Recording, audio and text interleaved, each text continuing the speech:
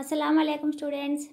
ఇప్పుడు మనము 6వ తరగతి ఐదవ పాఠమైన మన మహనీయులు అనే పాఠము మిగిలిన పాటని ఈ వీడియోలో చూద్దాము. లెసన్ పేరు వచ్చి మన మహనీయులు. మన మహనీయులు అంటే గొప్పవారు అని అర్థము, అంటే గ్రేట్ పీపుల్ అని అర్థము. జాతీయ జెండా రూపశిల్పి పింగళి వెంకయ్య. పింగళి వెంకయ్య అంటేనే మనకి ఏం గుర్తు రావాలి? మన ఫ్లాగ్ మనకి గుర్తు రావాలి, అంటే జెండా అనేది మనకి గుర్తు రావాలి. ఇతను ఏం చేశాడు? మన ఫ్లాగ్ని డిజైన్ చేశాడు. ఎవరు? పింగళి వెంకయ్య అనే అతను మన ఫ్లాగ్ని డిజైన్ చేయడం అనేది జరిగింది. ఇప్పుడు అతని గురించి తెలుసుకుందాం. ఆ జెండా పాటలు పాడతాం కదా. ఆ పతాకం జాతి ఆత్మాభిమానానికే, దేశ సార్వభౌమాధికారానికి చిహ్నం. ఆకాశ వీధిలో జెండా రెపరెపలాడుతూ ఉంటే ప్రతి భారతీయుడి గుండె దేశభక్తితో ఉప్పొంగుతుంది. ఎందరో వీరుల త్యాగం జ్ఞప్తికి వస్తుంది. అంతటి మహనీయత కలిగిన మన జాతీయ పతాక రూపశిల్పి పింగళి వెంకయ్య. జెండా వెంకయ్యగా ప్రసిద్ధుడైన పింగళి వెంకయ్య 1878 ఆగస్టు 2వ తేదీన కృష్ణా జిల్లా బట్ల పెనుమర్రులో జన్మించారు. వీరు హై స్కూల్ చదువు పూర్తి చేసిన తరువాత దేశభక్తితో 19 ఏళ్ల వయసులోనే సైన్యంలో చేరారు.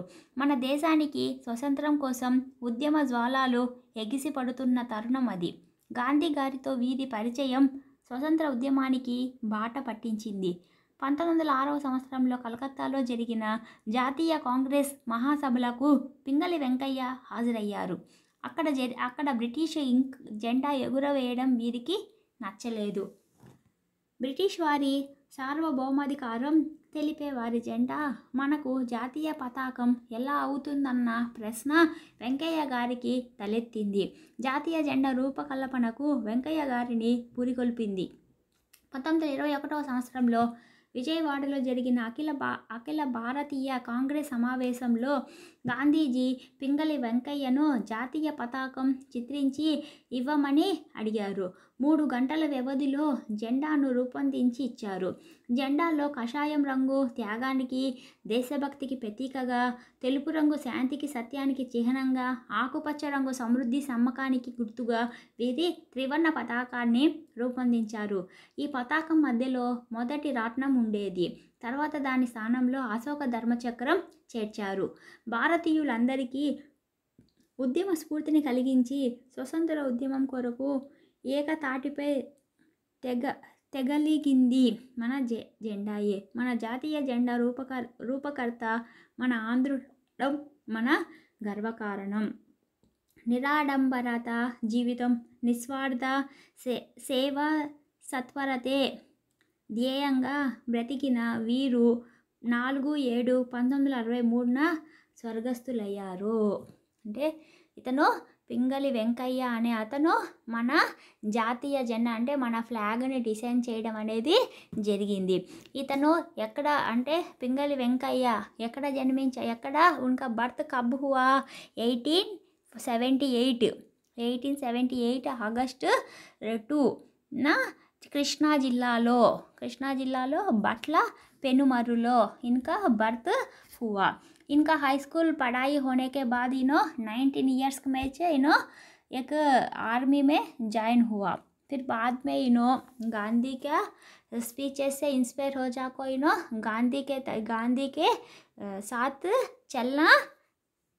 चलना शुरू कर डाला. फिर एक दिन क्या हुआ? ब्रिटिश वाल बोले तो इंग्लिश लोग क्या करा? हमारे इंडिया में उनका फ्लैग उड़ाना देखा. वो एक बात इनको अच्छा नहीं लगा. तब आको क्या करा? गांधी कने आको हमारा इंडिया को एक फ्लैग रहे तो अच्छा रहता कर को बोले तो गांधी जी क्या बोला? अच्छा हमारे इंडिया के बारे में, हमारे इंडिया की तरफ भी एक फ्लैग, हमारे इंडिया के लिए भी एक फ्लैग डिज़ाइन करो कर को बोले तो क्या करा? పింగళి వెంకయ్య को 3 घंटे में 3 घंटे में टाइम पीरियड में हमारा इंडिया का फ्लैग डिज़ाइन कर डाल को किसको दे डाला, गांधी जी को दे डाला। वो तीन कलर्स आको फ्लैग में, फर्स्ट आको ऑरेंज कलर, सेकेंड आको वाइट कलर, लास्ट आको ग्रीन कलर रहता, मगर उसमें बीच में आको अशोक चक्र रहती। उसमें आको एक एक कलर आको एक एक एहसास दिलाती। అంటే మనకి కాషాయం రంగు అంటే ఆరెంజ్ కిస్కా చిహ్న కరేజ్ అండ్ సాటిస్ఫై కా ఎహసాస్ దిలాతా। అట్లానే తెలుపు రంగు మనకి శాంతిని, సత్యాన్ని చిహ్నంగా మనకి తెలియజేస్తుంది। అంటే దేన్ని, హానెస్టీ అండ్ పీస్ అండ్ ప్యూరిటీని మనకి తెలియజేస్తుంది white colour. And last colour green colour వచ్చి మనకి ఫేత్ అంటే నిజాయితీని మనకి తెలుపుతుంది, అంటే సమృద్ధి, నమ్మకాన్ని కూడా మనకి తెలియజేస్తుంది। దాని మధ్యలో ఉన్న అశోక చక్రలో ఎన్ని గీతలు ఉంటాయి, 24 గీతలు అనేవి ఉంటాయి।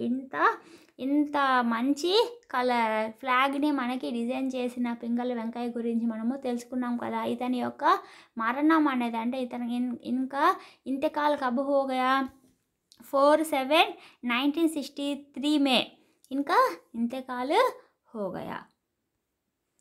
ఇప్పుడు ఇంకొక మహనీయుడు గురించి మనము తెలుసుకున్నాం। ఇంకొక మహనీయుడు ఎవరు, జాతీయ ప్రతిజ్ఞ నిర్మాత పైడిమర్రి వెంకట సుబ్బారావు। బడి పిల్లలంతా బడి ఆవరణలో ఉదయం జరిగే ప్రార్థనా సమావేశంలో భారతదేశం నా మాతృభూమి అంటూ చేసే ప్రతిజ్ఞ అంచలమైన దేశభక్తిని, అంతులేని జాతీయత భావ చైతన్యాన్ని, ఎనలేని సోదర భావాన్ని కలుగజేస్తుంది। అందుకే ఈ ప్రతిజ్ఞ దేశవ్యాప్తంగా ఉన్న అన్ని భారతీయ భాషల పాఠ్యపుస్తకాలలో ముద్రించబడింది। ఈ ప్రతిజ్ఞ రాసిన మహనీయుడు పైడిమర్రి వెంకట సుబ్బారావు, మరొక తెలుగు జాతి ఆణిముత్యం।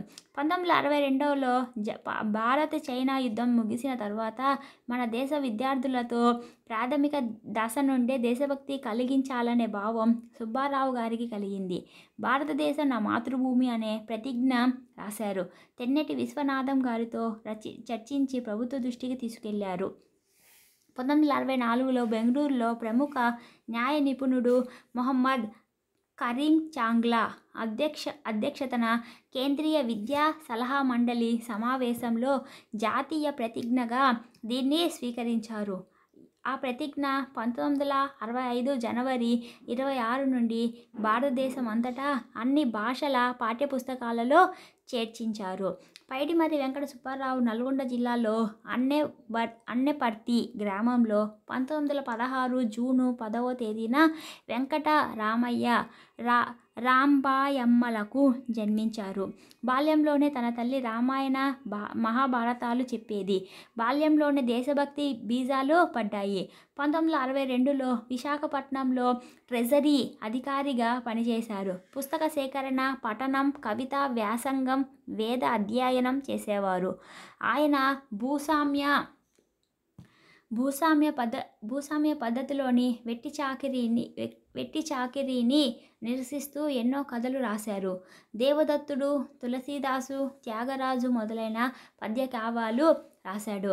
గృహస్థ జీవితం, శ్రీధర్మము, తార శ్రీమతి అనే నాటకాలు రాశారు। బాల రామాయణం, వెంకటేశ సుత్తులు మొదలైన రచనలు చేశారు। భారతదేశ వారసత్వ సంపదగా వస్తున్న సాంస్కృతిక సామాజిక విలువలను కాపాడటం భారత పౌరుల ప్రథమ కర్తవ్యం। ఇందుకోసం బాలలను సమాయత్తం చేస్తుంది ప్రతిజ్ఞ।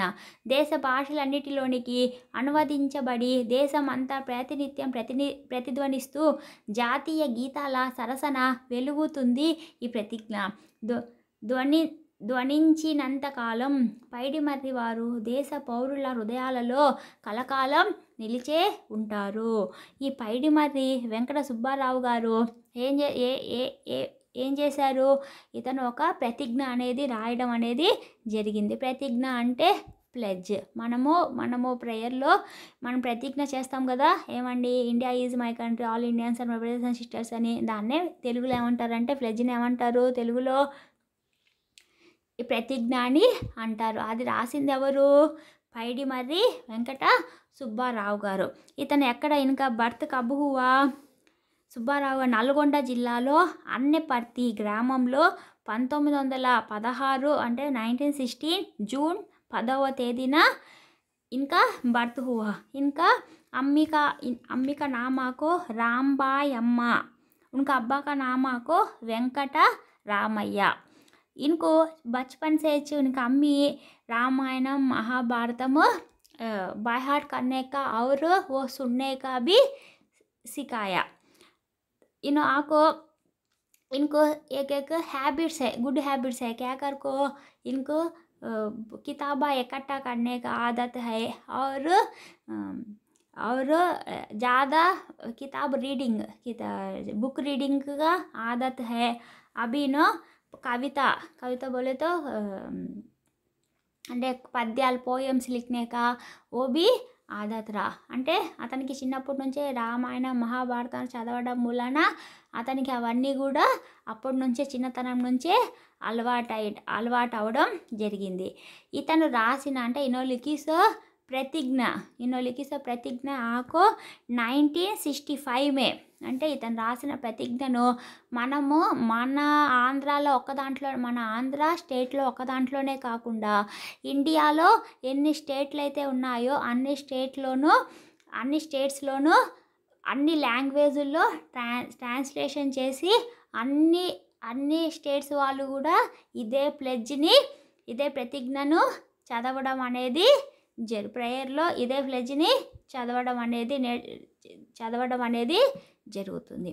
దీనికి సంబంధించిన మిగిలిన ఎక్స్ప్లెనేషన్ అనేది మనం ఆన్లైన్ క్లాస్లో చూద్దామా. అల్లా హాఫీజ్.